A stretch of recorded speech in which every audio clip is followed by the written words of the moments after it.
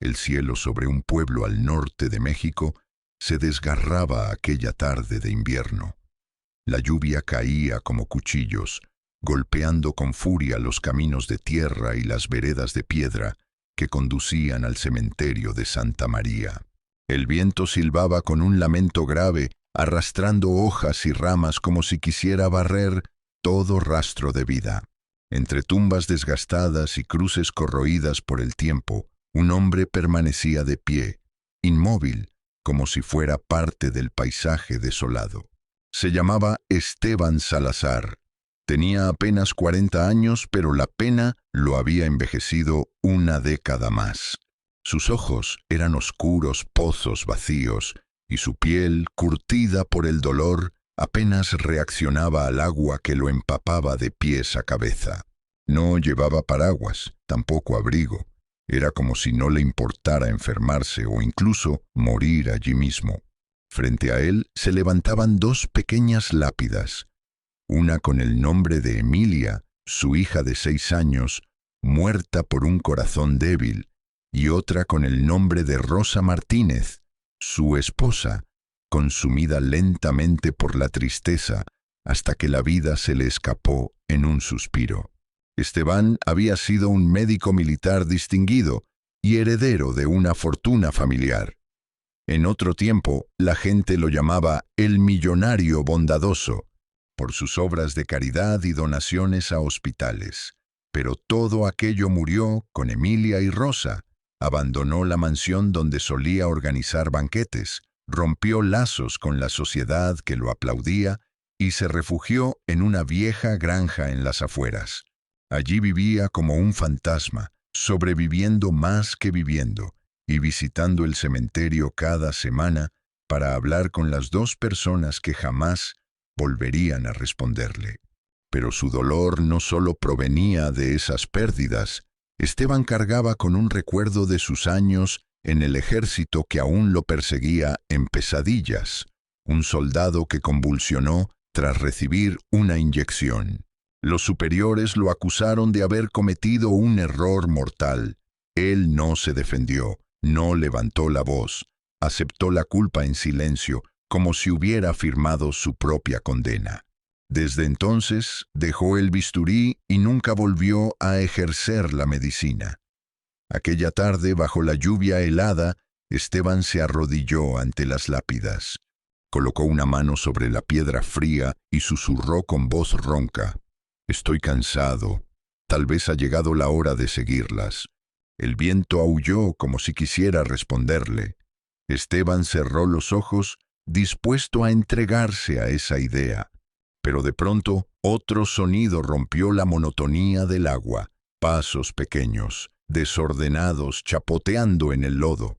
Al abrir los ojos, distinguió entre la neblina a un niño que se acercaba tambaleándose.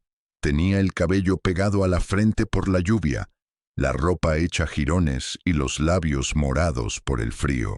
Sus piernas flaqueaban y sus brazos, delgados como ramas, sostenían un bulto envuelto en una tela empapada. Cuando por fin llegó hasta Esteban, el niño se desplomó en el suelo encharcado. El médico retirado se inclinó de inmediato y lo sostuvo, sorprendido por la fragilidad de aquel pequeño cuerpo. El niño lo miró con ojos apagados y con voz quebrada dejó escapar unas palabras que perforaron el corazón del hombre. «Señor, ¿podría enterrar a mi hermanita?» Esteban se quedó helado. Miró el bulto que el niño llevaba contra el pecho y con manos temblorosas apartó la tela empapada. Descubrió el rostro embarrado de una bebé de no más de 9 meses. Su piel estaba fría, sus labios azulados y su respiración tan débil que parecía extinguirse en cualquier instante. Por un segundo, Esteban creyó que ya era demasiado tarde, pero al acercar el oído al pequeño pecho, escuchó un hilo de aire, un esfuerzo desesperado por seguir viva. Aún había calor, aunque mínimo. Vida. «No», murmuró con voz firme, apretando a la niña contra su pecho. «Mientras yo respire, tu hermana no será enterrada». El niño, que no debía tener más de 7 años, lo miró con un destello de sorpresa y esperanza. Entre lágrimas, logró decir: «Me llamo Mateo Ramírez, y ella es Ana». Los nombres quedaron grabados en la memoria de Esteban como un juramento. Tomó a la bebé en brazos, sostuvo la mano del niño y, sin pensarlo, emprendió el regreso a su granja. El barro se aferraba a sus botas como si quisiera hundirlo. El viento lo empujaba hacia atrás, pero nada pudo detenerlo. En su interior, algo que creía muerto se había encendido de nuevo. Al llegar a la granja, abrió la puerta de un golpe y colocó a Ana sobre una mesa de madera. Con movimientos desesperados, la envolvió en mantas secas, la sostuvo contra su pecho para darle calor y, cuando la respiración casi se apagaba, hizo lo que había jurado no volver a hacer. Aplicó maniobras de reanimación. Sus labios dieron aire a los de la pequeña. Sus dedos marcaron un ritmo preciso sobre el diminuto pecho. El viejo instinto del médico que había sido regresó, atravesando la culpa y el miedo. Mateo, con las manos juntas en señal de súplica y lágrimas cayendo por su rostro, observaba con el alma en vilo. «¿La salvará, señor?», preguntó, con voz temblorosa. Esteban no respondió con palabras, sino con acción.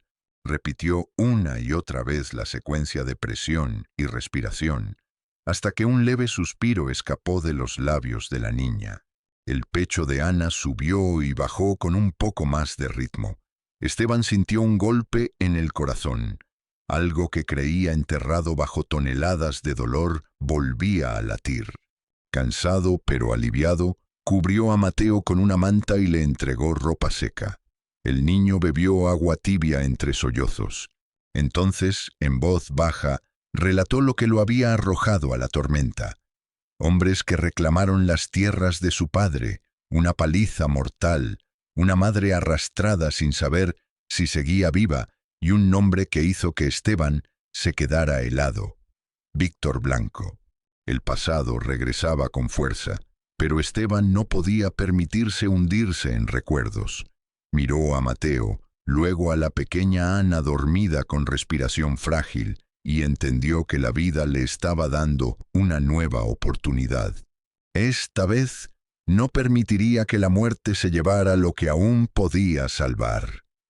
Esa noche, mientras la tormenta rugía afuera, Esteban Salazar volvió a sentir algo que creía apagado para siempre: la obligación de proteger, de luchar y de no rendirse. La tormenta no aflojó. Al contrario, parecía envalentonarse con cada trueno. Dentro de la casa, el aliento de Ana apenas se oía, un silbido delgado que iba y venía como si dudara de quedarse. Esteban Salazar la envolvió en la manta más gruesa que encontró y la pegó a su pecho para robarle un poco de calor. Mateo Ramírez tiritaba bajo otra cobija, con la mirada pegada a la pequeña, como si temiera que, en cuanto parpadeara, la niña desapareciera. «Nos vamos al hospital», dijo Esteban con una firmeza que no admitía réplica. Esta noche no. El no era para la muerte, para el abandono, para la culpa que lo había dejado seco por dentro. Con una mano cargó a Ana, con la otra le tomó la muñeca a Mateo. Abrió la puerta y la oscuridad los recibió con un zarpazo de viento. El agua les pegaba en la cara como agujas. El camino de tierra hacia el pueblo era ahora una lengua de lodo que quería tragarse los pasos. Caminaron a zancadas, hundiendo las botas hasta el tobillo. El cielo se partía de vez en cuando y en esos fogonazos Esteban veía el perfil del niño, pequeño, herido, decidido. La ladera escurría como una herida abierta. En el vado del arroyo encontró el desastre. El puente de tablas ya no estaba. Solo un torrente oscuro y helado, rugiendo como si defendiera el paso hacia lo imposible. Esteban tragó saliva. Miró a Ana. Su carita embarrada parecía decirle que el tiempo corría en contra. Se acuclilló hasta quedar a la altura de Mateo. «Te vas a agarrar de mi abrigo y no me sueltas por nada», indicó despacio, para que cada palabra se le quedara tatuada. Pase lo que pase, no me sueltas. El niño asintió con la seriedad de un adulto. Esteban alzó más a la bebé, ajustó el agarre del pequeño y entró al agua. El frío le mordió los huesos. Cada paso fue una pelea con la corriente que quería arrancarle el aliento. A mitad de trayecto, una piedra traicionera le resbaló bajo la suela y lo desequilibró. Por un segundo, sintió como el río le arrancaba el piso y la memoria, como todo volvía a ser pérdida. Entonces, una manita mínima se aferró a su camisa. Ana. Ese gesto diminuto le devolvió el cuerpo. Se cuadró, apretó la mandíbula y siguió. Un paso, otro, otro. Salieron jadeando, con el corazón a golpes. Esteban revisó a la niña, fría como un mármol mojado, pero ahí. «Aguanta», le pidió en silencio y apuró la marcha. La entrada al pueblo se dibujó como un fantasma entre la lluvia. Un rectángulo de luz surge de pronto. Hospital Arroyo Verde. Esteban empujó la puerta con el hombro. «¡Emergencia!», gritó. «La bebé no respira bien». Hipotermia. Una enfermera de bata azul, Marina, los interceptó y no hizo preguntas inútiles. Colocó a Ana sobre una camilla, ordenó calentadores, oxígeno de bajo flujo, mantas térmicas. Un médico joven, doctor Luna, llegó corriendo, palpó, auscultó, pidió una cuna térmica. Esteban se quedó quieto al costado con los puños cerrados. En cada orden que escuchaba, reconocía un idioma que había decidido olvidar. Mateo le apretó el antebrazo. «No se vaya, por favor». «No me muevo de aquí», prometió Esteban, y sostuvo la mirada del niño hasta que lo vio respirar un poco más parejo. En la sala contigua, un quejido leve rasgó el murmullo de pasillos y gotas. Esteban volteó por instinto. Sobre una cama, una mujer pálida, el brazo vendado, trataba de incorporarse con torpeza. Cuando Mateo la vio, se le encendió la vida en los ojos. «¡Mamá!», soltó de golpe. Corrió hasta ella con el alma a borbotones. Sara Ramírez, porque era ella, entreabrió los ojos, todavía detrás de una nube de fiebre. Sonrió quebrada, acarició con los dedos sanos el cabello del niño y preguntó con la voz hecha hilos. «¿Ana?» «Está aquí», intervino Esteban. «La están calentando y estabilizando. Llegamos a tiempo». Por un segundo los ojos de Sara se posaron en el hombre que hablaba.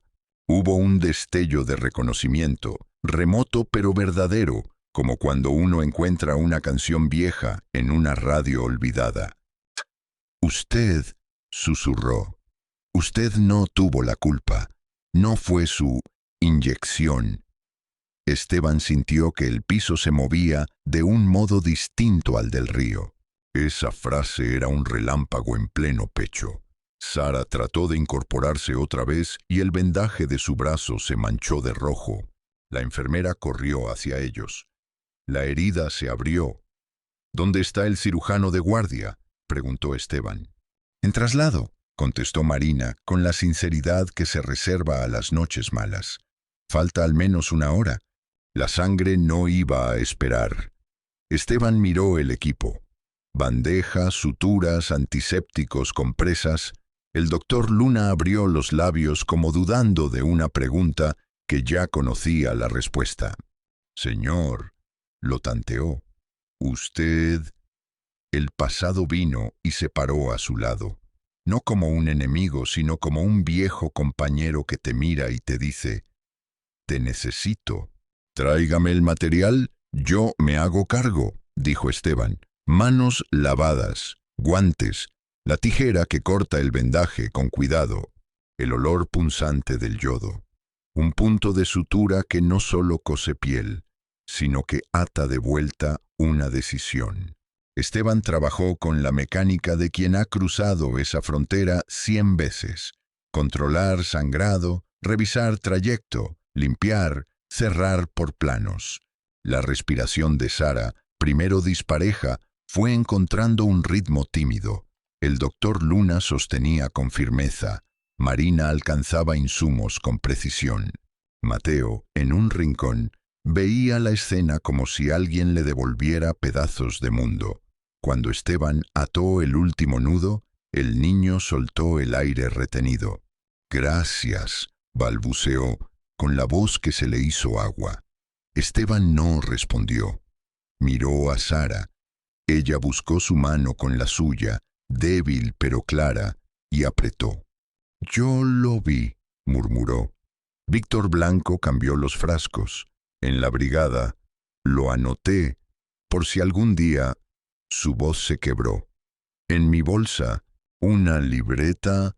Marina encontró el cuaderno en el abrigo rasgado de Sara. Cubierta vieja, esquinas con sangre seca. Esteban lo abrió con cuidado. Letras disparejas, apuradas pero nítidas. Fechas, nombres, el aviso de un soborno en logística, la descripción del intercambio de medicamentos, la trampa, y al final una línea subrayada a mano. Esteban es inocente. Fue como si alguien destrabara una puerta que lo había mantenido encerrado con llave desde hacía años. No lloró, no en ese momento, solo dejó que un aire distinto le llenara el pecho. Afuera seguía el diluvio, adentro, por primera vez, había lugar para otra cosa. «Con esto basta para empezar», dijo, más para sí que para los demás. El doctor Luna, que había leído por encima, asintió con gravedad. «Señor Salazar, esto no se queda aquí. Tendremos que presentar esto al comisario Herrera. Si ese hombre los está buscando, el hospital no es lugar seguro por mucho tiempo». Esteban miró hacia la sala de la cuna térmica. Ana emitió un quejido débil, seguido de un respirito más franco.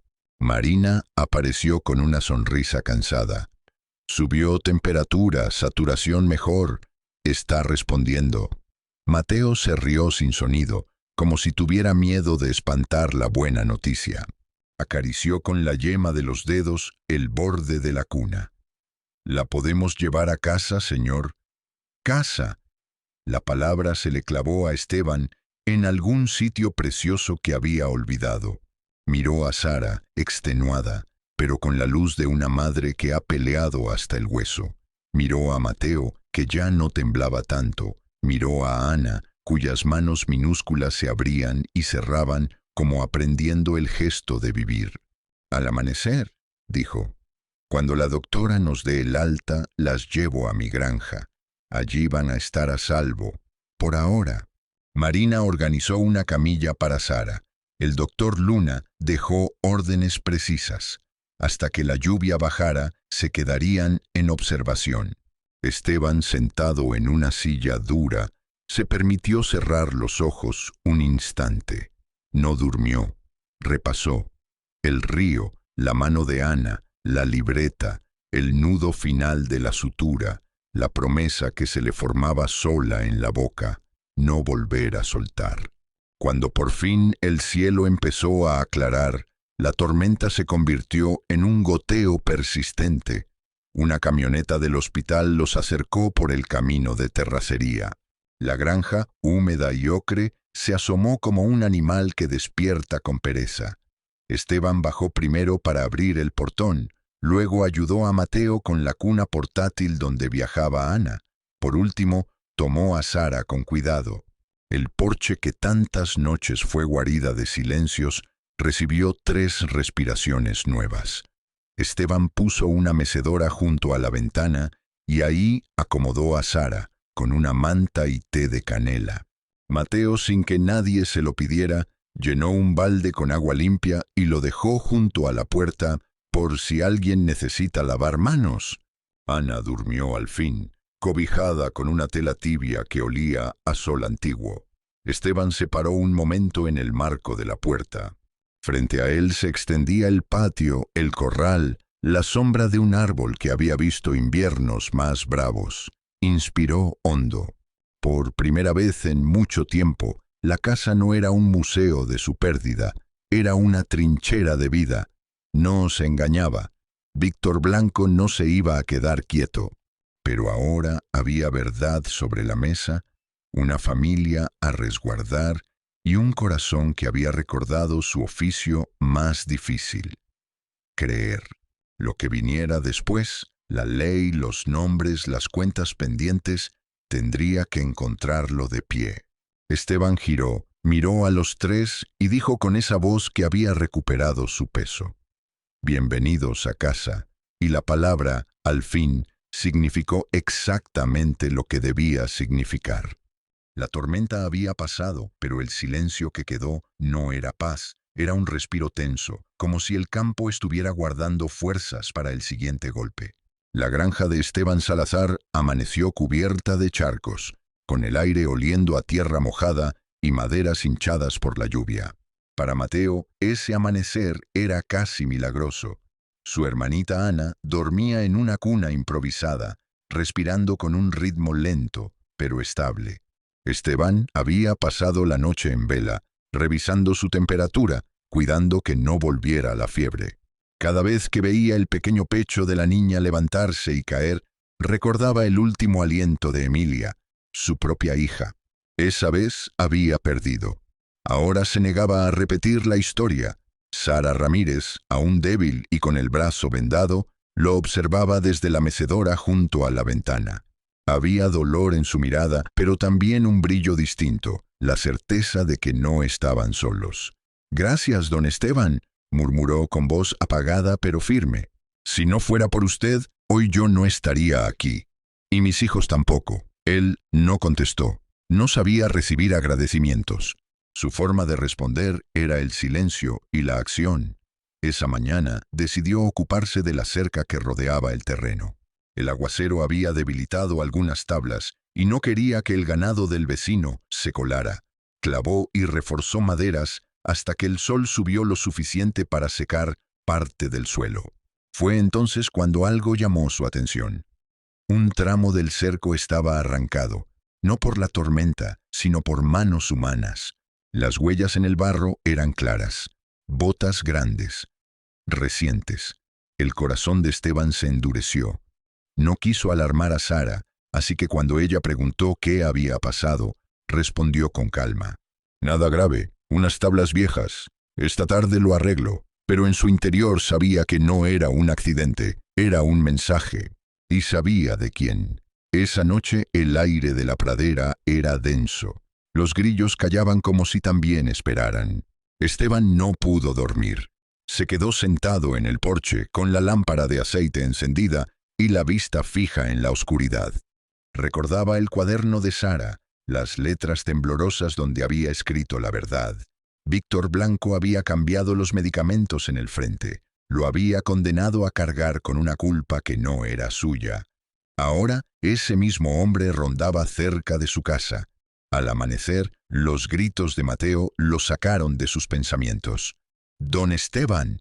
El cerco otra vez. Corrió hacia el patio. Varias tablas estaban astilladas y el barro mostraba huellas frescas. No había duda. Sara salió tras ellos pálida, con Ana en brazos. «¿Quién fue?», preguntó con un temblor en la voz. Esteban la miró fijo.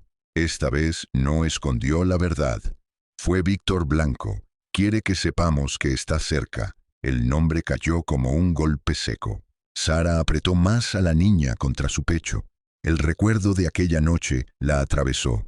Su esposo, Eduardo, enfrentando a los hombres armados, los gritos, el disparo, la sangre. La cuerda que la ató en el granero mientras escuchaba a su hijo correr bajo la lluvia. El dolor en su brazo desgarrado. Y la sombra de ese hombre, con la mirada fría y el uniforme manchado de arrogancia. Esteban apretó los dientes. No iba a permitir que la historia se repitiera. Al caer la tarde, mientras el sol pintaba el horizonte de rojo, decidió entrenar a Mateo. El niño lo observaba arreglar la cerca con una mezcla de admiración y miedo. «Ven acá, muchacho», dijo Esteban con voz grave. Sacó un viejo revólver descargado y se lo puso en las manos. El niño lo miró con ojos enormes, sin saber si debía sostenerlo o soltarlo. Esto no es un juguete, explicó Esteban, arrodillándose frente a él. No es para vengarse ni para hacer daño. Solo sirve cuando ya no queda otra manera de proteger la vida. ¿Entendiste? Mateo tragó saliva y asintió. «Júralo», insistió Esteban. «Lo juro», respondió el niño con una seriedad que le quedaba grande para su edad. Sara, desde el porche, presenció la escena con el corazón encogido. Se acercó despacio, con voz temblorosa pero firme. «Don Esteban, no quiero que mi hijo crezca con odio. Ya perdió a su padre. No quiero que pierda su niñez también». Esteban la miró a los ojos. En su interior, la imagen de su hija Emilia lo atravesó como una lanza. Ella tampoco había tenido oportunidad de vivir la infancia completa. «Lo sé», dijo, «pero a veces, para cuidar la paz, hay que estar listos para la tormenta». Sara bajó la mirada. No había respuesta sencilla. Al día siguiente, Esteban ensilló al caballo Relámpago, dispuesto a salir al pueblo. Sara lo detuvo en la entrada, aún débil pero con la fuerza de una madre que no se deja vencer. «¿A dónde va?» «Al pueblo.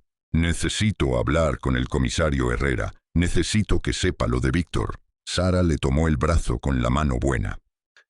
«¿Y si viene mientras usted no está? ¿Y si regresa a terminar lo que empezó?» Esteban puso su otra mano sobre la de ella, firme, sin titubeos. «No dejaré que les pase nada. Confíe en mí». Ella cerró los ojos conteniendo lágrimas y finalmente los soltó. El pueblo estaba cubierto por una calma sospechosa. Esteban entró a la oficina del comisario Herrera, un hombre de bigote gris y mirada gastada por los años. «Salazar», lo saludó con cautela. «No lo veía por aquí desde hace mucho». Esteban puso el cuaderno de Sara sobre el escritorio. «Víctor Blanco volvió. Y esto demuestra lo que hizo en la guerra. Me hizo cargar con una culpa que no era mía». El comisario hojeó las páginas manchadas de sangre seca. Sus cejas se fruncieron. «Si esto es real, cambia muchas cosas. Todos creímos que usted había cometido ese error». «Él lo planeó», interrumpió Esteban, golpeando la mesa con el puño. «Y ahora viene por estas tierras, por Sara y sus hijos». El comisario suspiró hondo. «Haré lo posible, pero mis hombres no bastan contra alguien como él». «Usted lo sabe», Esteban asintió. «Entonces buscaré a quien sí esté dispuesto a ayudarme». Montó de nuevo a Relámpago y cabalgó hasta una granja vecina. Allí lo esperaba don Jorge Ortega, un viejo de manos ásperas y espalda encorvada, a quien Esteban había salvado años atrás en el frente de batalla. «Carajo, Esteban», exclamó el anciano al verlo. «Pensé que no volvería a pisar este lugar. Necesito tu ayuda, Jorge. Víctor Blanco está de regreso. Quiere destruir la granja y acabar con esos niños». Los ojos cansados de don Jorge se encendieron como brasas. «¿Recuerdas cuando me sacaste de aquel campo lleno de humo y balas? Te debo la vida. Ese día supe que algún día tendría que devolverte el favor». Ese día llegó. Esteban quiso replicar, pero Jorge lo interrumpió, golpeándole el hombro con fuerza. «Ya no estás solo, muchacho. Si Blanco se atreve a cruzar esas tierras, se encontrará con nosotros primero». Por primera vez en muchos años, Esteban sintió que la carga en su espalda era compartida. El miedo seguía ahí, pero la soledad no.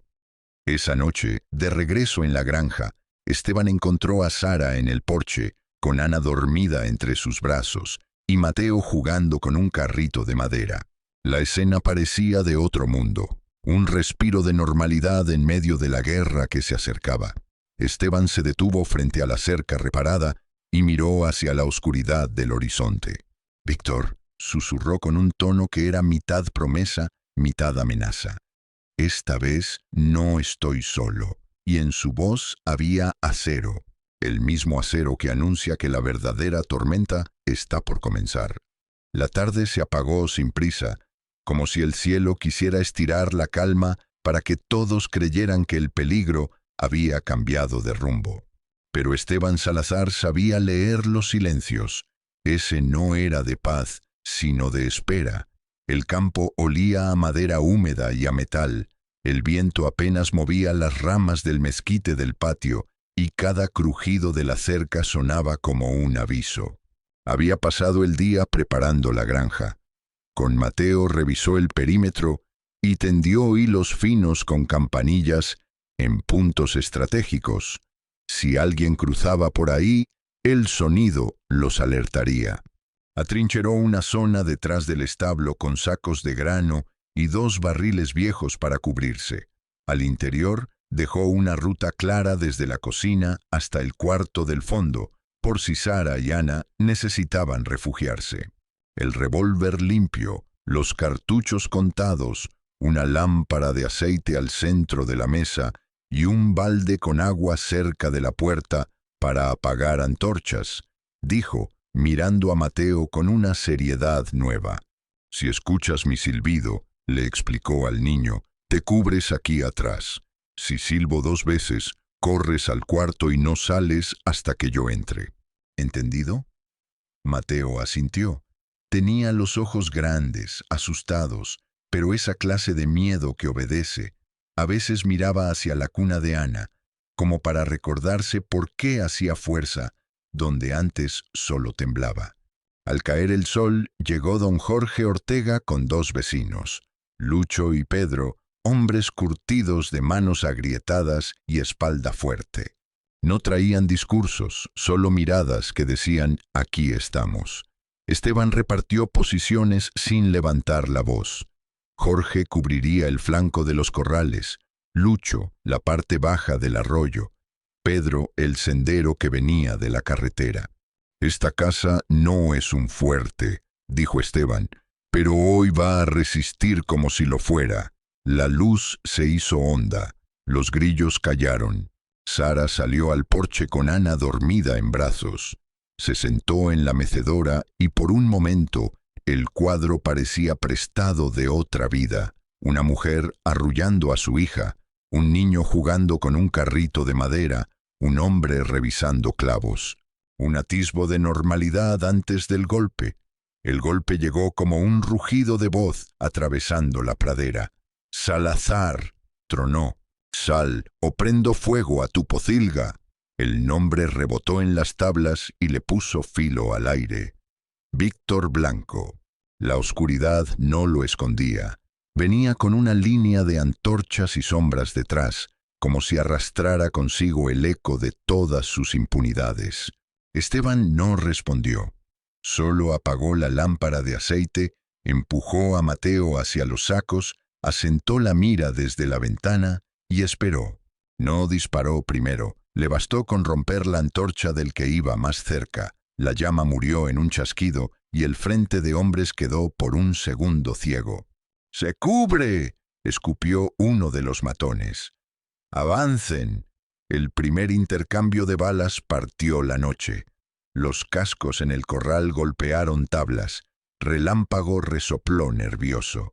Esteban controló la respiración y respondió desde 2 ángulos para confundir al grupo. A la izquierda, un tintineo leve. Una de las campanas sonó. Tenían a alguien flanqueando el porche. «Sara, adentro», ordenó en seco. Ella no discutió. Entró con Ana pegada al pecho y cerró la puerta del cuarto del fondo. A los segundos, la madera del marco principal se astilló y un hombre irrumpió con un cuchillo, los ojos cargados de la soberbia del que se cree invencible. Alcanzó a ver el bulto de la cuna y sonrió, sin saber que el miedo y la rabia materna convierten a cualquiera en muro. Sara lanzó con precisión el frasco de antiséptico directo al rostro. El hombre gritó, llevándose las manos a los ojos. Ella lo empujó con el palo de una escoba y lo hizo retroceder de tropiezo en tropiezo hasta la puerta. El matón salió a ciegas, tropezó con la cuerda que Esteban había dejado tensa a la altura de los tobillos y cayó de bruces en el barro. A esa altura, don Jorge ya venía cerrando desde el corral, un culatazo al aire, otro al plexo, y el intruso quedó fuera de combate.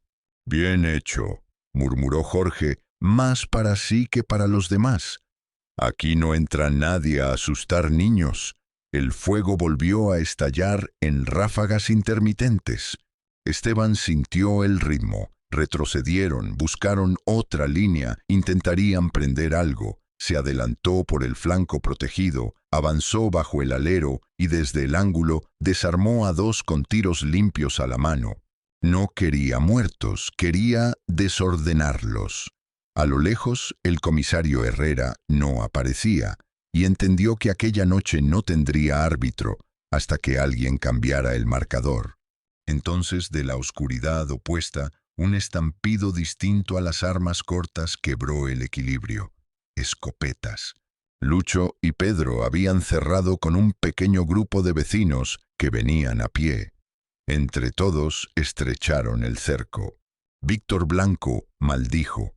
La ventaja de número se le volvió confusión. «Quemen ese establo», ordenó. Dos hombres se adelantaron con antorchas, pero Esteban había dejado el balde listo. Salió de la sombra, vació el agua sobre las llamas y las convirtió en humo y carbón húmedo. Al retroceder pateó una de las campanillas. Su sonido claro rebotó y sirvió de señal. Desde el otro lado, don Jorge entró con paso firme. «Por aquí, cobardes», les gritó con voz de trueno. «Vengan por lo que no es suyo». El intercambio se agrió y por un instante pareció que el ímpetu de los hombres de la granja bastaría para contener la arremetida. Pero los faros de 3 patrullas cortaron la noche de golpe. Las luces blancas barrieron el patio. Los uniformes bajaron con la ansiedad de los que llegan tarde. El comisario Herrera por fin estaba ahí. «Todos bajen las armas», ordenó con la voz marcada por años de calle. «Ahora». Esteban obedeció. No porque confiara, sino porque sabía que la ley debía mirar de frente. Entonces Víctor Blanco dio su golpe de teatro. Caminó al haz de luz con un folder en la mano, papeles sellados y timbres que parecían oficiales. «Comisario», dijo con una cortesía falsa, «este hombre disparó primero y tiene armas ilegales en la propiedad. Traigo orden judicial para revisar.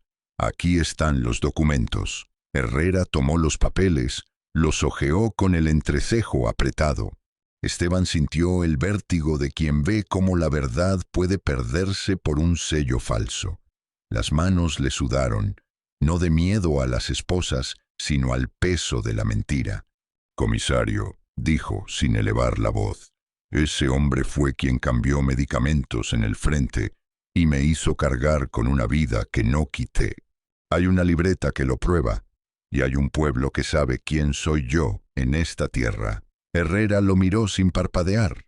Lo conocía de años atrás. También conocía el rumor de su culpa.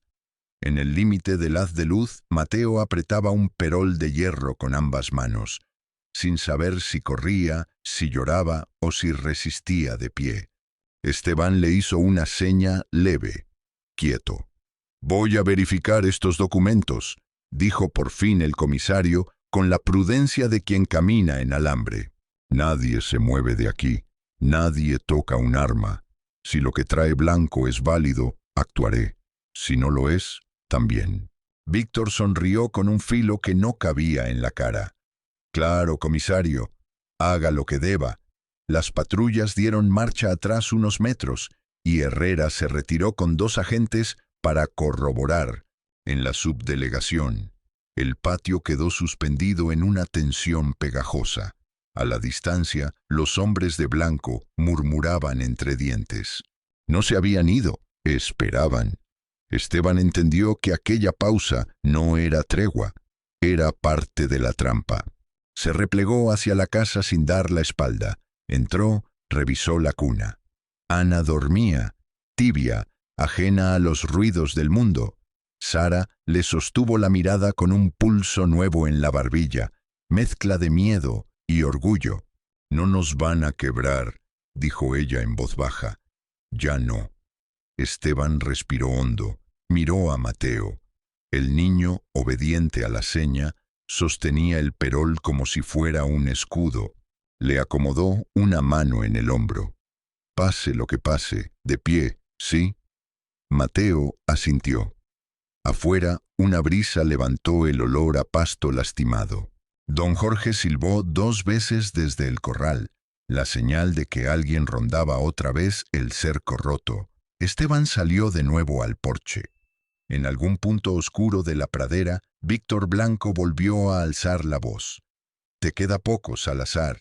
Esteban, sin gritar, respondió hacia la noche como quien firma una promesa. A veces, poco es suficiente para cambiarlo todo.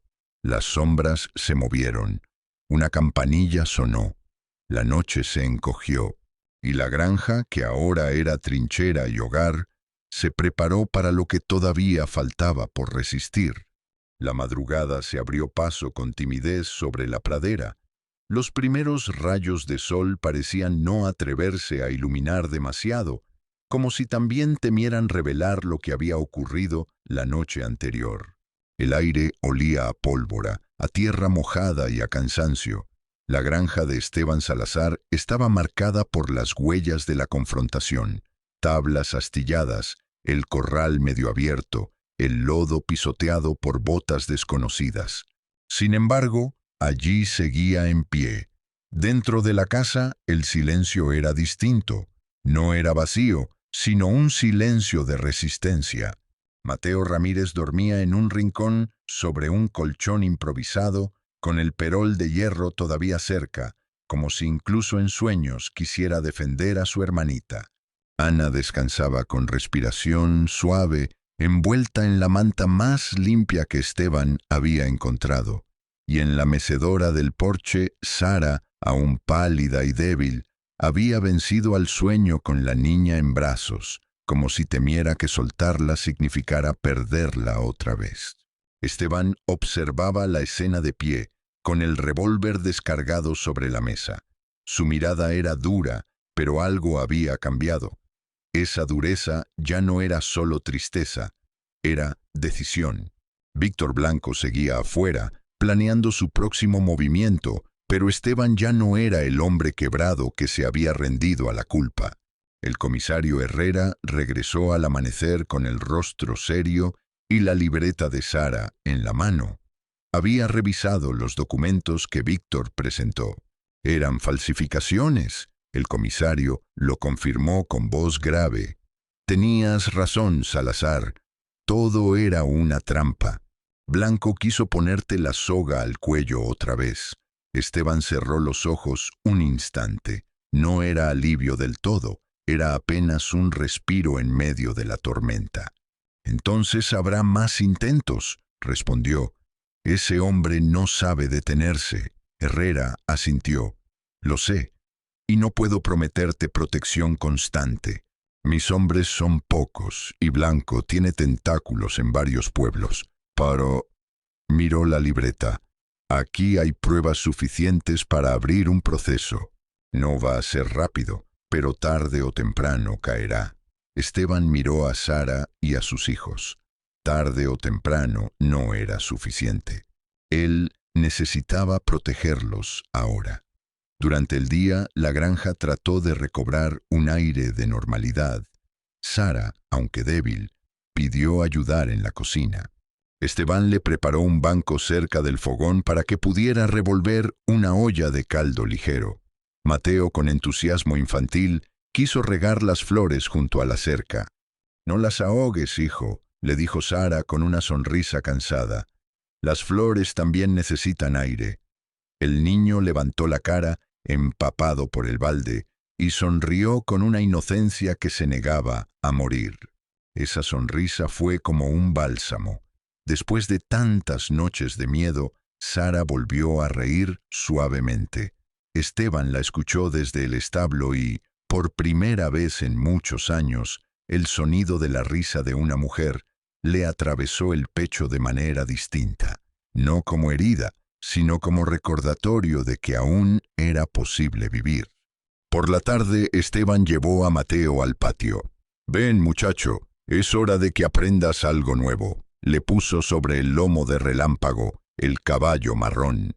Mateo tembló de emoción y miedo al mismo tiempo. «Nunca he montado, señor». «Hay una primera vez para todo», respondió Esteban, ajustándole las riendas. Montar un caballo enseña equilibrio, y el equilibrio no es solo en la silla, también en la vida. El animal comenzó a caminar despacio. Mateo se tambaleó, pero apretó fuerte las manos. Sara, desde el porche, observó la escena y soltó una carcajada breve cuando su hijo logró enderezarse. Esteban también sonrió, sorprendido de que aún pudiera hacerlo.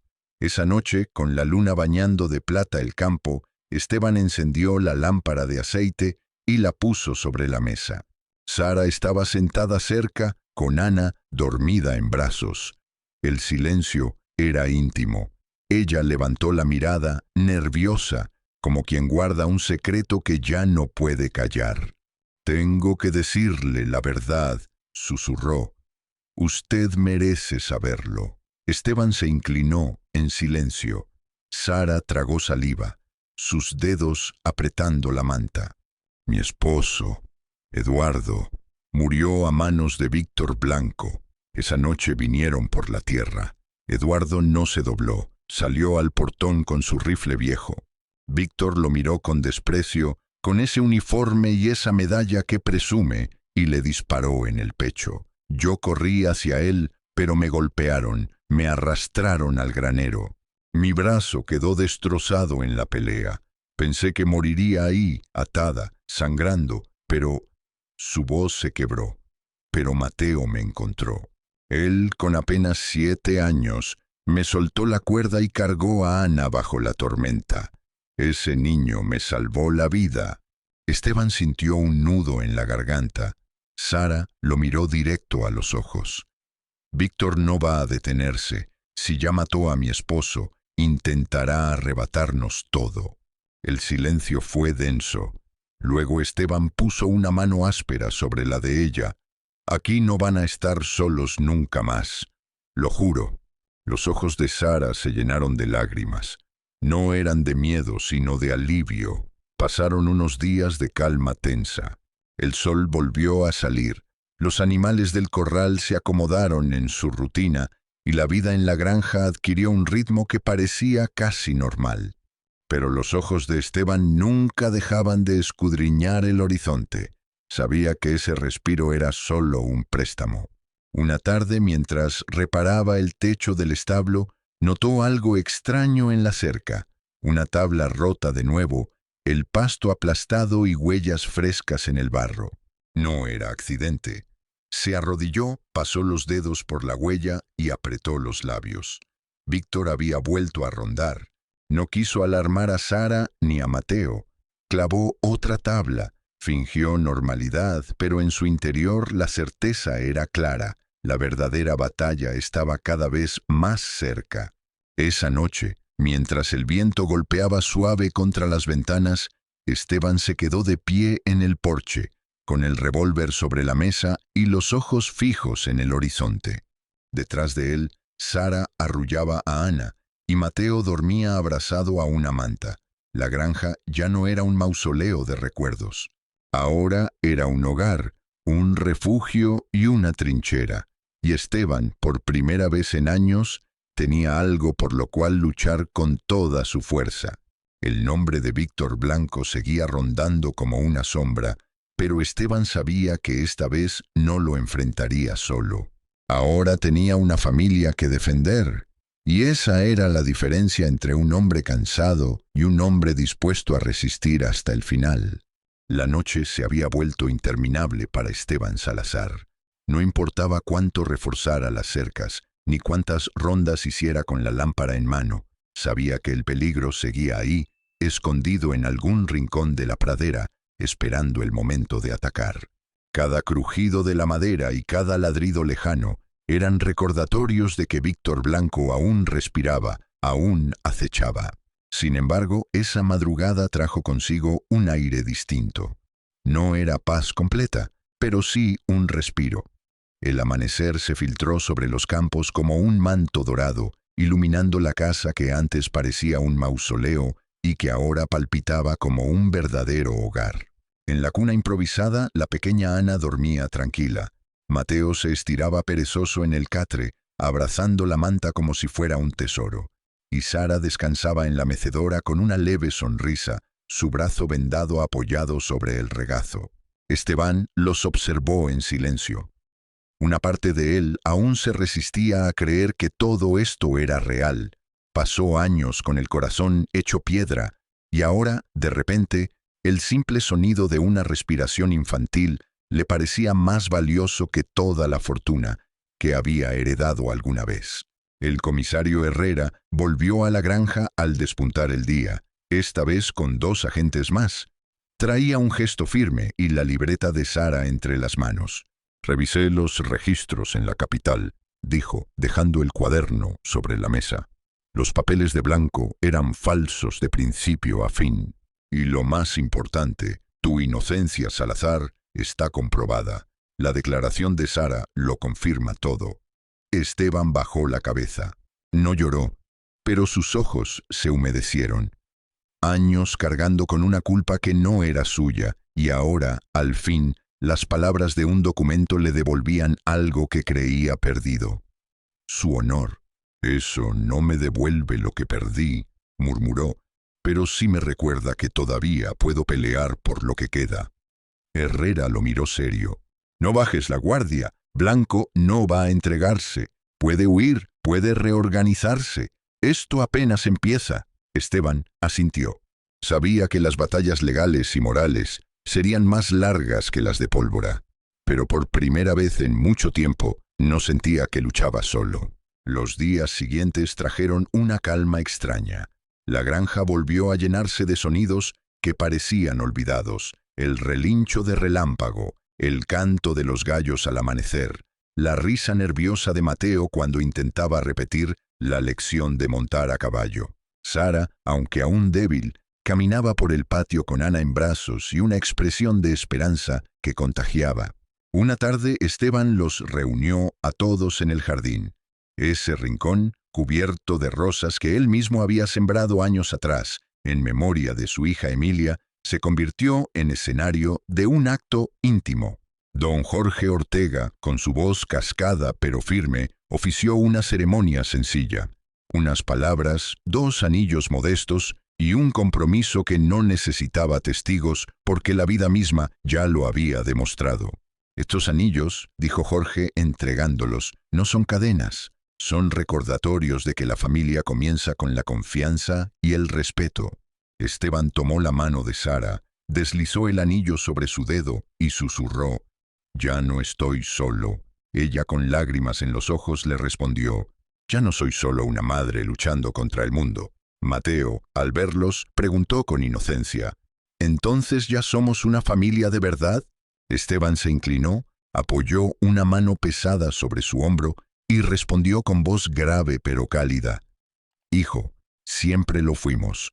El niño lo abrazó con fuerza y esa palabra, hijo, resonó como una campana nueva en el corazón de Esteban. Pocos días después, en la alcaldía del pueblo, se realizó otro acto formal: el cambio de apellido. El comisario Herrera, con un papel sencillo y una voz solemne, leyó: «Desde hoy Mateo Ramírez será reconocido como Mateo Salazar Ramírez». El niño abrió los ojos como si no pudiera creerlo. Miró a Esteban temblando y preguntó en voz baja: «¿De verdad soy su hijo ahora?».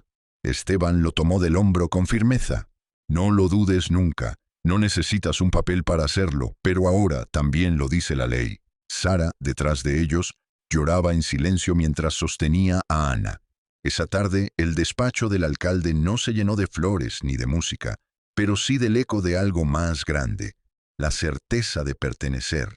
El tiempo empezó a tejer nuevas rutinas. Mateo jugaba en el corral con Relámpago, aprendiendo a montar con más confianza. Sara cuidaba un pequeño huerto y Ana crecía entre arrullos y risas. Esteban reparaba techos, levantaba cercas y, por primera vez en años, lo hacía no para conservar una soledad, sino para sostener un hogar. Un mediodía, los 3 se acercaron al Rincón de las Rosas. Era el lugar donde Esteban solía hablar en silencio con Emilia y Rosa. Ahora, en lugar de llanto, el aire estaba lleno de voces. Mateo cortó una flor roja y la colocó en el cabello de Sara. Esteban los miró con el corazón desbordado. Alguna vez creí que mi vida solo tenía sombras, susurró, pero hoy entiendo que también puede haber amaneceres. Sara le tomó la mano. Mateo, con la otra, la entrelazó. Entre los tres formaron un círculo que no necesitaba palabras. Esteban levantó la vista al cielo y murmuró con gratitud: «Gracias por enseñarme a amar de nuevo. Pero el destino no se cierra tan fácil». El comisario Herrera regresó una mañana con expresión grave. «Salazar», dijo en voz baja, «atrapamos a Blanco, pero no estábamos persiguiendo solo a él. Descubrimos que detrás había otros nombres, más grandes, más peligrosos. Esto no ha terminado». Esteban apretó la mandíbula. No lo sorprendía. La maldad pocas veces se limita a un solo rostro. «No importa lo que venga», respondió mirando a Sara y a los niños. «Ahora ya no camino solo». Ese atardecer, mientras el sol bañaba los campos en tonos dorados, Esteban se quedó de pie en el porche. Detrás de él sonaban la risa de Mateo, el balbuceo de Ana y la voz suave de Sara cantando una vieja melodía. El viento traía olor a pan recién hecho y a madera cálida. Y entonces lo entendió. Había sido millonario en dinero, luego un hombre pobre en espíritu, y al final, sin buscarlo, se convirtió en lo más valioso que puede ser alguien: un padre, un compañero, un protector. La pradera, que antes le había parecido un desierto, ahora era un jardín. No importaba que el futuro trajera nuevas tormentas, mientras siguiera teniendo esas manos pequeñas aferradas a las suyas, siempre habría un amanecer esperando. Esteban cerró los ojos y sonrió, no con la boca, sino con el alma, porque en medio de pérdidas, culpas y sombras, había descubierto que lo más grande no era resistir, sino atreverse a volver a amar.